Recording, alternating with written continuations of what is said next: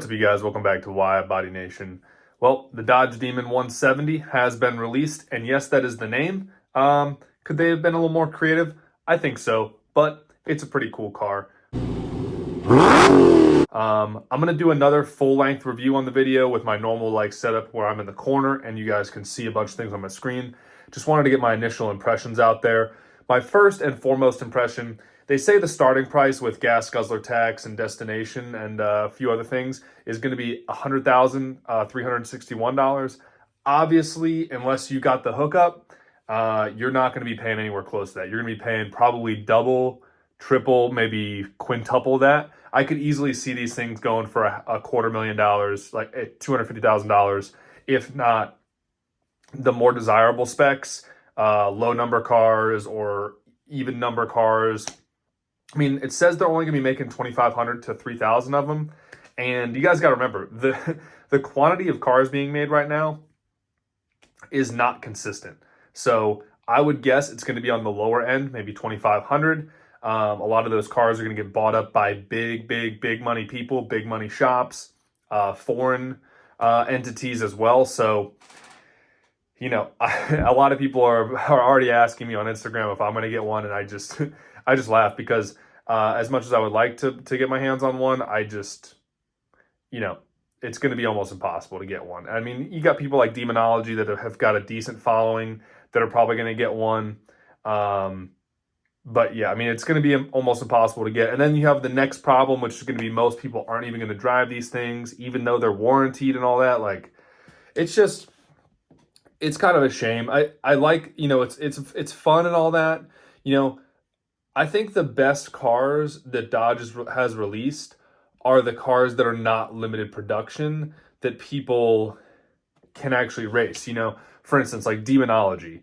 He bought the Demon and it had a claimed quarter mile time of 9.65 at 140, whereas this one has a claimed quarter mile time of 891 at 151. Now, that's kind of another big question mark. It's like, okay, 891 at 151. To me, an 891 at 150, that sounds like this car has a crazy good short track. And what I mean is a 60-foot. Apparently, the 0 to 60 time is under a 1.7 seconds. I think it's like 1.66 seconds to 60 miles an hour. So that kind of shows you that this car is really like a true drag car. It gets out of the hole, it moves out, and that's kind of where you're getting your super low, high 8-second quarter mile time from. From what I understand, this car is not going to be technically allowed to run without a parachute and without some other safety stuff, according to if it's at a full NHRA track.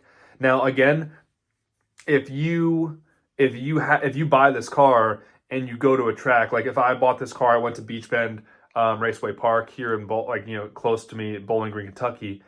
I don't think that I would be able to run I don't think I'd be able to run an 891. I would think that these cars in most conditions will probably run low 9s, just based off of the density, altitude, just based off the track prep. You got to remember that, these manufacturers, when they put out their MPG statistics or they put out their horsepower, horsepower is almost always quoted in crank horsepower, not wheel horsepower. MPG is almost always quoted in the best case scenario with tires pumped up a little too much and with super lightweight oil. And it's kind of the same thing with these Dodges or any of these other cars. A lot of times they kind of do like a perfect scenario. Now, one car I have seen that has always impressed me with the 0 to 60 time has been the C8 Corvette, because I was able to buy the C8 Corvette and I could get the 0 to 60 time at 2.8, 2.9 seconds all day once I learned how to use launch control. A couple things that bother me with this car. If I can pull up a photo that will explain this, I will. Let's see, we got a gallery here. The thing that irked me was that they kept the really nice, lazy boy couch seats, which is fine. Here, we'll do this the old-fashioned way. I'm going to turn you guys around and we're going to look at the computer. One of the things that irked me, though, is that they kept the lazy boy seats. And another thing we had to talk about is the half wide body, which is very race car of this thing, but It is pretty funny. Now, we'll get to the interior at some point. But yeah, I mean, the prep that this car must have been on, oh, there's a parachute. So apparently Direct Connection is offering a parachute, which is going to be useful. And that is, folks, I'm sorry to be a complainer, but that's another thing.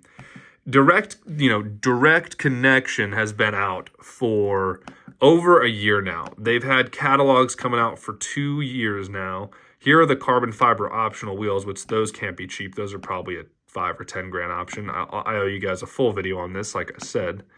There's the motor, runs on E85 if you want, blah, blah, blah. I mean, it's pretty much what we expected. Okay, so why would they keep these seats? These seats are great for cruising, but they do not make any sense for for actually putting the harness in. And Direct Connection offers parts, a harness bar with a 4-point, or I think 4-point is the only harness. I'll look through the catalog again. Honestly, I haven't spent that much time on Direct Connection's catalog because I called my nearest power broker here in Tennessee, and they basically told me they just put me on a wait list, and that is that. I mean, I think these last call models, you know, the what is it? Super B is probably the best one. I'd say it goes obviously this one, you know, the Demon 170, and then the Super B, and then all the other ones are basically not worth your time. I saw a couple YouTubers out there today posting content on Insta. Oh, that's a very cool. So check this out. It has like this ethanol. It has an ethanol sensor that it comes with, and it has the 1025 horsepower. So that's got to be 1025 crank, folks, because if it's saying 1025 here, it says that 807 on my screen. So we all know that that is crank horsepower and not wheel horsepower. So, you know, is it, I mean, I think they did a good job. I'm not like, you know, I'm not mad about it or whatever. It's just that I'm just letting you guys know that, you know, it's obviously going to be impossible to get. It is, you know, it's got the trans brake, which is cool. If you guys want to watch a cool review on it, I recommend Redey's Rides. I posted him in my community chat, and I might link him below as well. But yeah, folks, I mean, there's plenty of content out on this already. I do think that, you know, I think that Dodge is just really, they're milking it. They're milking this thing to the bone, guys. You know, Demon owners, I think, get first dibs on this car, so that's a cool way to kind of pay back Demon owners for kind of also kind of screwing them over. So in some ways, it's just as far as like value goes and stuff like that. But overall, am I impressed? Yes, but Dodge needs to get the power brokers, the Direct Connection stuff. It needs to actually start coming to dealerships.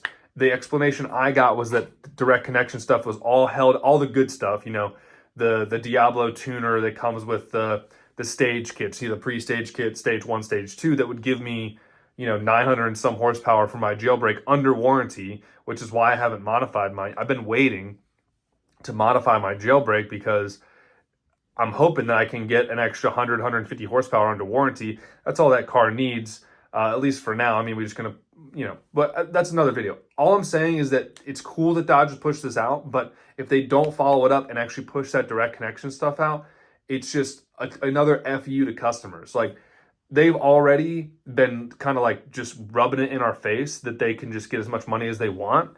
I've got a couple videos coming out for you guys. It's not good for Dodge.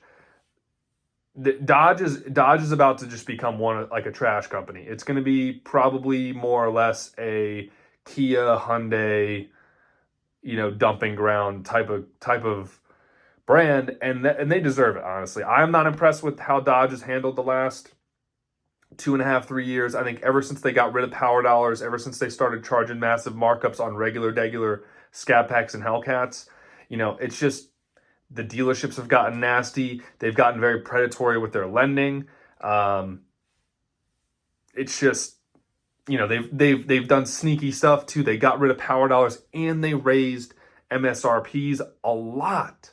So it was a double whammy. I mean, at least back when you had power dollars, it would offset what was an old car but a good car for the price. I mean, I remember back when I started first making YouTube videos at dealerships, we were talking about getting in base model wide-body SCAT packs for in the 40s. There was a time where you could wheel and deal correctly, you could get a wide-body SCAT that looks exactly like double the price of a car, of that same car, like a Hellcat. You could get that for 45. I mean, sticker was 48, 49. So,